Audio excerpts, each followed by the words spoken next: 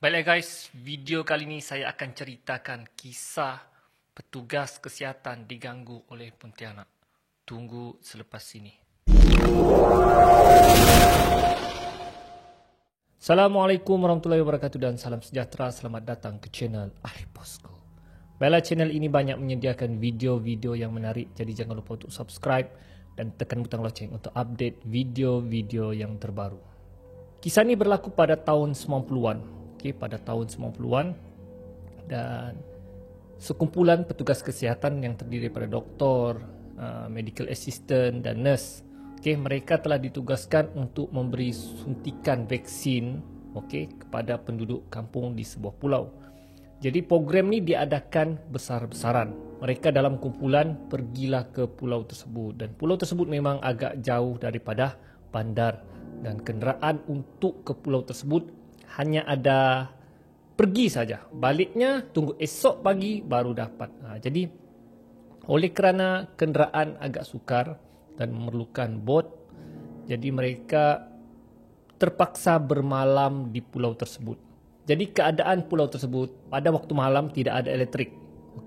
Sekitar pukul 12 malam elektrik akan mati, dan elektrik akan hidup bermula pada pukul 6 petang. 6 petang. Jadi maksud dia siang memang tidak ada elektrik.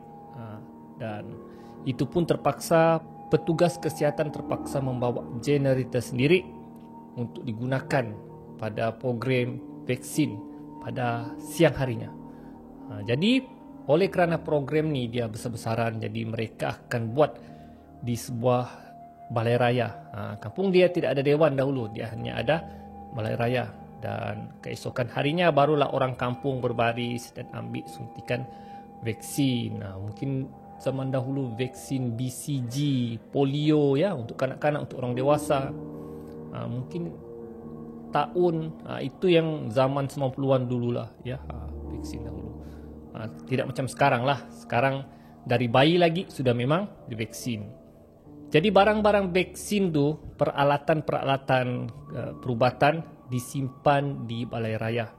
Jadi takut akan kehilangan barang-barang tersebut, beberapa orang medical assistant yang akan bermalam di balai raya tersebut. Manakala doktor, nurse dan beberapa orang lagi petugas kesihatan, mereka bermalam di klinik kesihatan di kampung tersebut. Klinik kesihatan tidaklah besar sangat, dia hanya satu rumah dan memang agak sempit lah, dan peralatan di klinik kesihatan tu memang agak terhad lah, hanya sekadar, dan kebiasaan klinik kesihatan ni hanya untuk penyakit-penyakit biasalah. Sekiranya kecemasan barulah terpaksa dibawa ke bandar. Jadi ceritanya bermula apabila beberapa orang medical assistant lah yang menjaga barang-barang perubatan di balai raya tersebut. Jadi selepas mereka makan malam, jadi yang beberapa orang lelaki lah, lelaki yang medical assistant lelaki ni yang ditugaskan untuk menjaga peralatan perubatan yang terdiri daripada suntik-suntik, vaksin tu, takut nanti dicerobohkan, dicuri orang ke atau binatang ke kan. Jadi agak bahayalah. Jadi mereka terpaksa bermalam lah menjaga di kawasan balai raya tersebut. Jadi balai raya itu dia ada bilik di belakang, dan tandas dia terletak di luar. Jadi seperti yang saya cakap tadi, pukul 12 malam elektrik akan mati. Dan bila elektrik mati, sunyi guys. Sunyi sepi. Hanya kau dengar bunyi cengkerik, dan burung hantu. Kalau ada burung hantu lah, memang sunyi. Dan elektrik mati, confirm panas lah. Jadi tidurlah, bermalamlah medical assistant ni menjaga peralatan.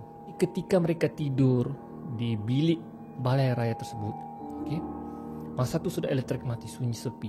Memang hanya dengar bunyi cengkerik.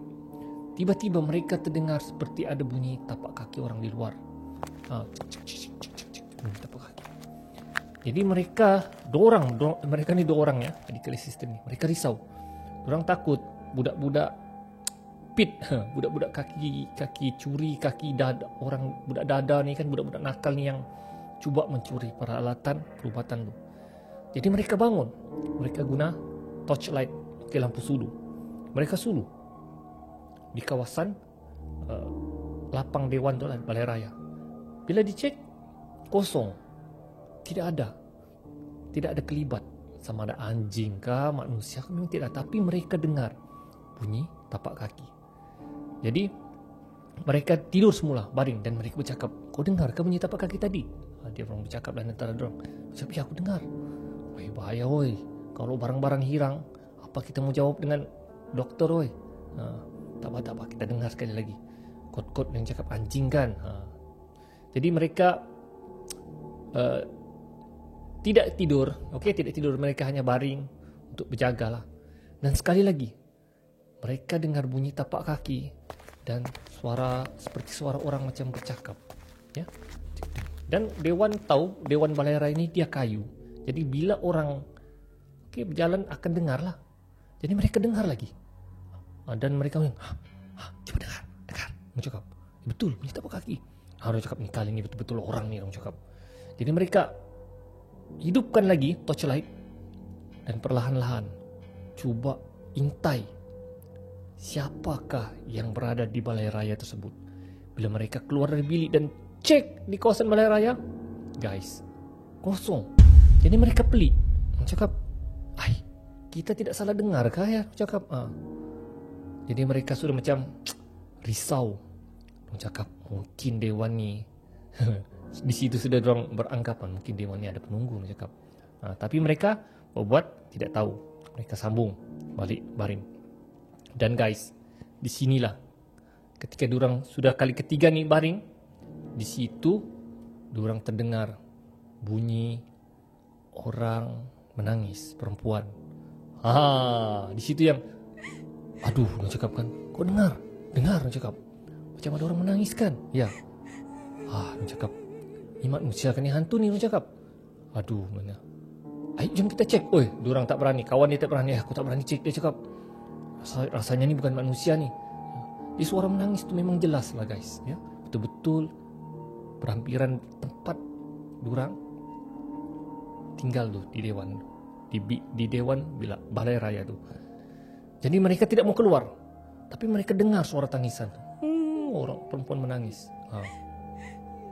Dan tidak lama kemudian suara perempuan menangis tu senyap. Diorang penyang, lega. Lega, orang cakap, mungkin ada benda kot yang lain menangis, ya. Dorang abaikanlah. Tiba-tiba si kawan ni pula mau terberak. Dia cakap, aduh, dengar Lan, aku mau terberak ni Lan. Kau kan aku ke tandas. Tandas di luar dewan Balai Raya. Ni tandas zaman dahulu lah. Dulu tandas zaman 90-an, dia terletak di luar. Dan dia bukan jenis yang macam tandas sekarang nih, ya, yang jenis pam. Dia dulu tandas, dia tanah direct, ya. Jadi, aduh, dia cakap, kenapa lah pula malam ni pula aku mau terberak, dia cakap. Tolonglah, temankan aku tak tahan ni, dia cakap. Jadi, mau tidak mau, Kang nanti terberak pula dalam bilik, bau pula. Jadi dia temankanlah kawannya ni pergi ke tandas dengan bawa torchlight. Dia cakap, cepat sikitlah kau. Cepat sikit kau. Aku tunggu luar. Tunggu luar lah. Sambil bawa galen air untuk cebok. Jadi kawannya pun masuklah dalam tandas. Yang satu orang kawannya lagi ni menunggu di luar. Jadi tengah-tengah kawannya ni melabur, tiba-tiba guys, sekali lagi suara menangis tu tiba-tiba menjelma. Si kawan di luar ni pun yang, dia cakap, kau dengar kah suara menangis tu? Dia cakap, jangan kau lari dulu, aku dalam tandas ni tengah melabur, jangan kau lari dulu. Si kawan di luar ni torchlight mencari suara menangis tu, tapi tidak nampak. Suara menangis tu jelas. Tiba-tiba si kawan yang di luar ni lari masuk ke dewan, dia tinggalkan kawan dia di dalam tandas. Si kawan di dalam tandas ni tidak sedar yang kawannya tidak ada di luar. Dia beranggapan kawannya tu ada di luar. Lepas tu dia panggil kawannya, Lan, dia cakap. Tapi kawannya tu sudah tidak menyaut. Yang si kawan ni pun kelang kabut lah berak, ya. Jadi lepas dia cebok, dia buka, memang tidak ada kawannya. Bila dia buka, dia nampak di atas balai raya ada satu sosok badan Pontianak. Tapi masa tu dia masih tidak jelas lagi. Dia hanya nampak samar-samar. Jadi dia cuba torchlight. Mungkin dia cuba guna lampu sulu. Dia sulu di atas atap Dewan Balai Raya itu. Dan bila dia sulu tepat ke entiti itu, guys, terkejut dia. Memang betul benda tu adalah Pontianak. Terduduk dia. Astaghfirullahalazim. Dia cakap, apa benda ni? Dia cakap, apa makhluk ni? Dia cakap. Dan Pontianak tu sekali lagi menangis. Dan kali ni dia bercakap, tolong bang, tolong. Bergegar guys, bergegar. Medical assistant tu nampak benda tu di atas atap Balai Raya. Apalagi guys, lintang pukang dia terus lari masuk ke dalam bilik dewan. Dan bila dia masuk bilik, kawannya sudah berselubung dengan selimut, bergegar ketakutan. Sebab kawannya tu yang pertama nampak. Dia bangun, woi bangun, dia cakap. Bila kawannya bangun, dia cakap, kau nampak ke apa yang kau nampak di atas tadi? Nampak gak? Nampak, dia cakap. Woi, dia cakap, kita lari pergi klinik kesihatan, dia cakap. Aku tak nak diganggu Pontianak di Dewan Balai Raya ni. Mereka terus lari daripada Dewan Balai Raya itu. Diorang tinggalkan peralatan tersebut, terus pergi ke klinik kesihatan dan bangunkan rakan-rakan dia yang lain. Dan rakan-rakan dia lain termasuk doktor. Malam tu juga mereka pergi jumpa ketua kampung dan maklumkan kejadian.